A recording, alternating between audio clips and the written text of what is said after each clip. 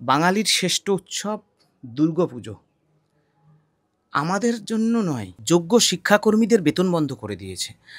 আজকে যোগ্য শিক্ষাকর্মীদের কি অবস্থা, তাদের সন্তানের মুখে কি তুলে দেবে জানা নেই। এই পার্থ চ্যাটার্জিদের বিচার ব্যবস্থাতে জামিন দিচ্ছে, কন্ডিশনালি জামিন দিল, তাহলে তো তদন্ত প্রভাবিত হবে।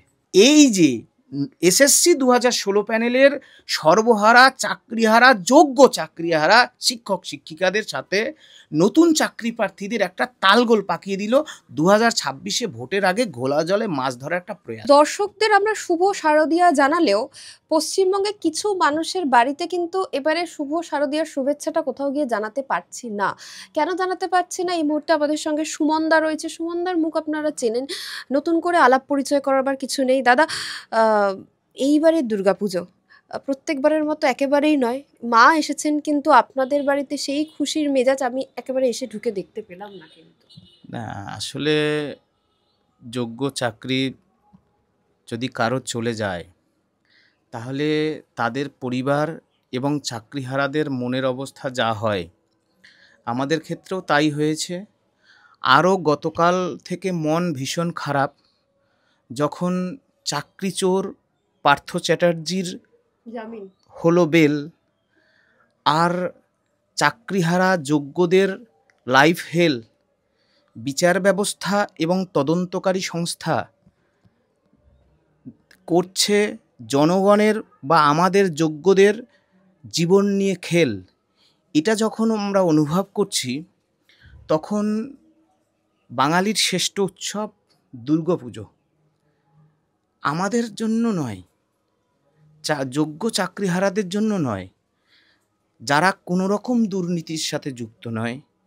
সুপ্রিম কোর্ট, ভারতবর্ষের মহামান্য সুপ্রিম কোর্ট, সর্বোচ্চ আদালত, তারা বলতে পারল না, সিবিআই তারা বলতে পারল না, স্কুল সার্ভিস কমিশন, বোর্ড এবং গভর্নমেন্ট অফ ওয়েস্ট বেঙ্গল তারা বলতে পারল না আমরা অযোগ্য, আমরা ওএমআর ম্যানিপুলেশন করেছি, সাদা খাতা দিয়েছি, কিংবা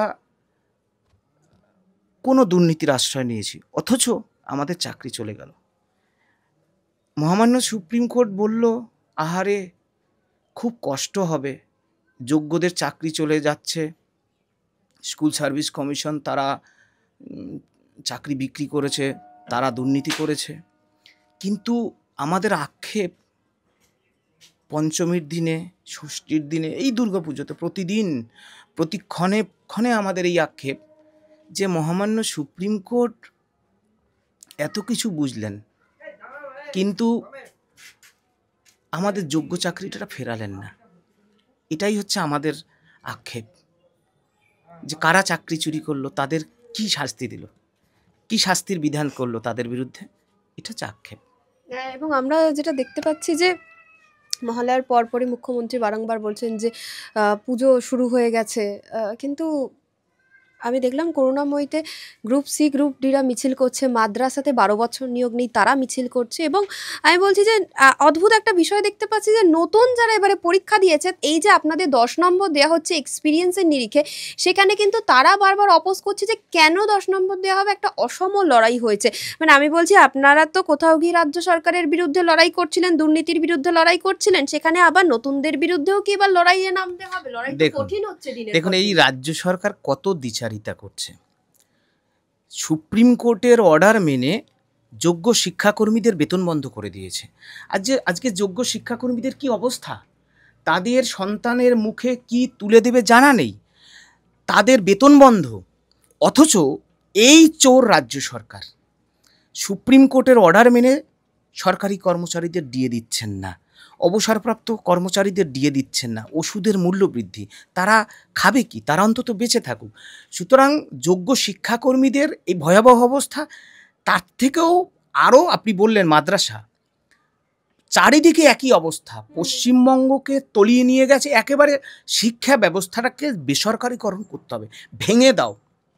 যারা ঘুষ দিতে পারবে না, যেখান থেকে রাজ্য সরকারের কাটমানি নেই, ভেঙে দাও সেই সিস্টেম।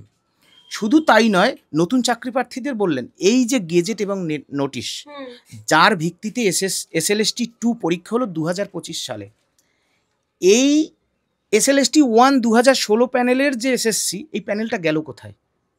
SLST 1 কোথায় গেল?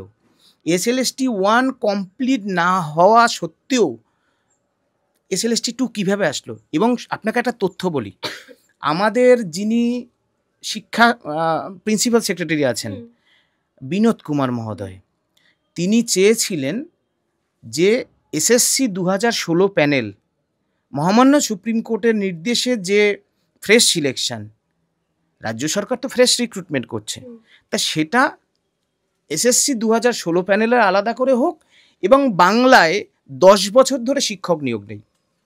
আচ্ছা, 10 বছরে ধরি, যদি আমরা ধরি প্রত্যেক বছর 6,000 শূন্যপদ হচ্ছে, রিটায়ার্ড করছেন মাস্টারমশাইরা, শিক্ষকরা, তাহলেও প্রায় 60,000।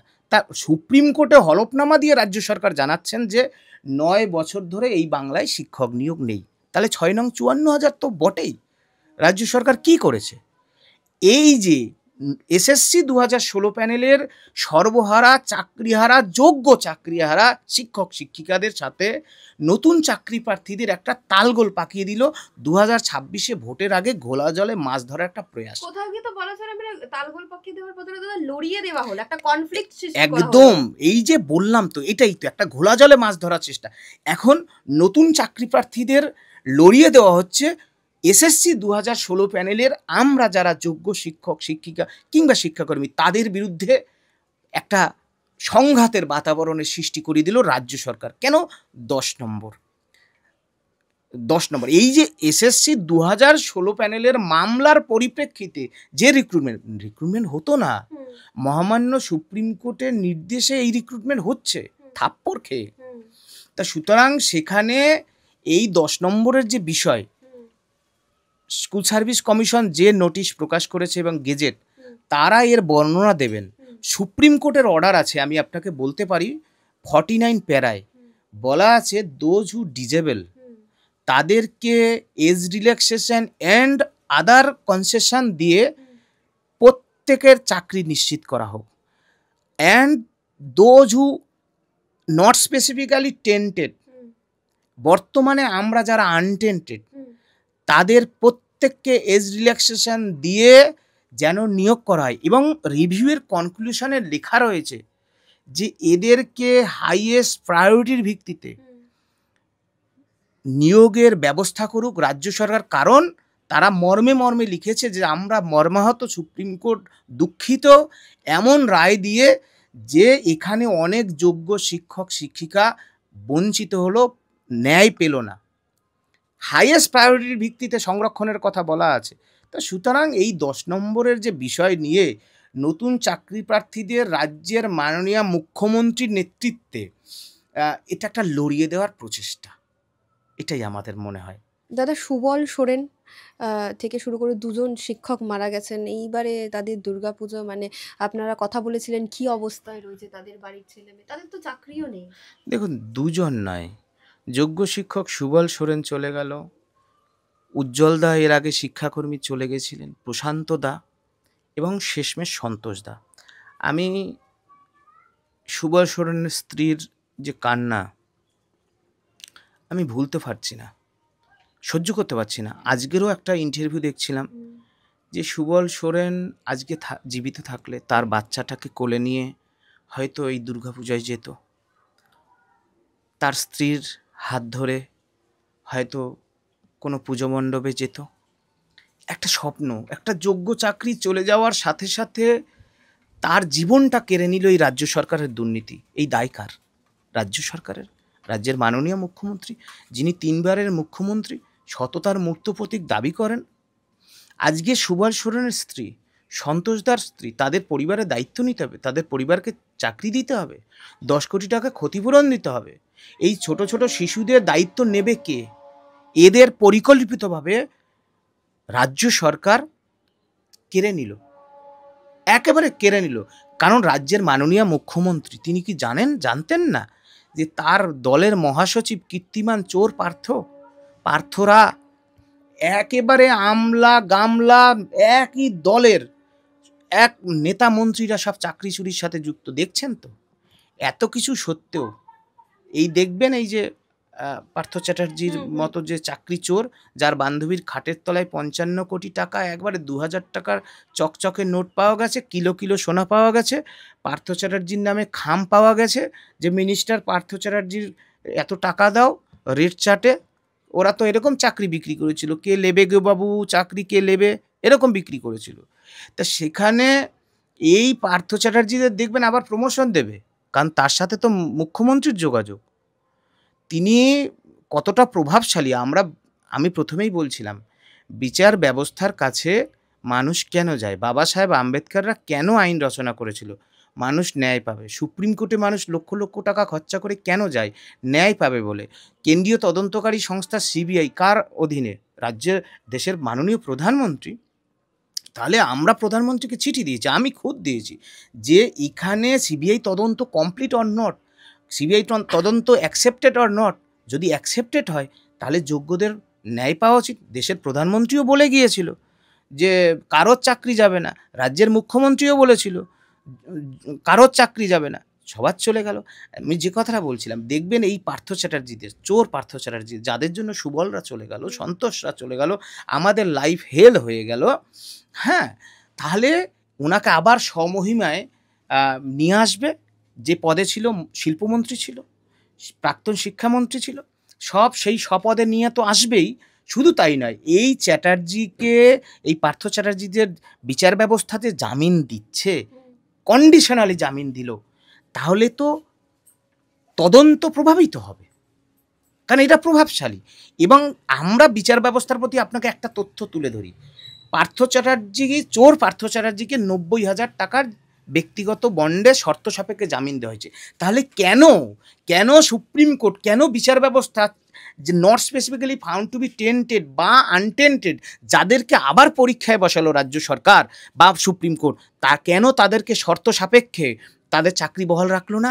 যে আপনি যদি চাকরির কোনো দশায় অবৈধ বলে আমি তো অবৈধ প্রমাণ করতে পারিনি, আমি যে অযোগ্য প্রমাণ করতে পারিনি, তাহলে আপনি যদি অযোগ্য ৫৯ বছর বয়সে প্রমাণিত হন, আপনার চাকরি চলে যাবে উইথ স্যালারি। কেন আমাদের ক্ষেত্রে নয়?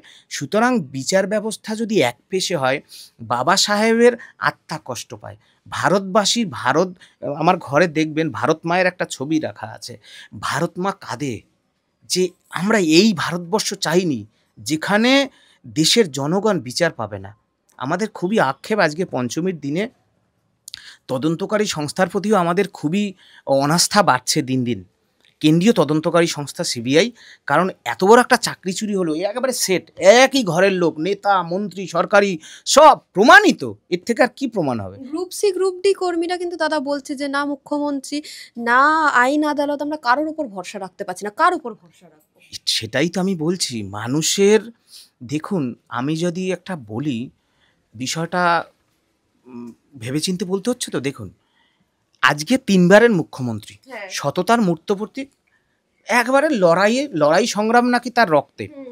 তাহলে ৩বারের মুখ্যমন্ত্রীর নেতৃত্বে এরকম চাকরি চুরি, কোন লজ্জায় তিনি চেয়ারে বসে আছেন ভাবতে পারেন? আমার তো মাঝে মাঝে লজ্জা হয় যে আজকে যদি আমি থাকতাম, আমি লজ্জায়, আমি প্রথম দিনই বলতাম আমাকে ক্ষমা করে দাও, এই চেয়ার আমার জন্য নয়। কারণ তার মন্ত্রীরা জেলে গেছে, তার সাঙ্গ পাঙ্গ সব জেলে গেছে, কোন লজ্জায় বসে আছেন? এবং মানুষ দেখুন, রাজ্য সরকার চাকরি চুরি করেছে, এসএসসি চাকরি চুরি করেছে, মানুষ কোথায় যাবে? বিচার ব্যবস্থার কাছে। বিচার ব্যবস্থা কি করেছে?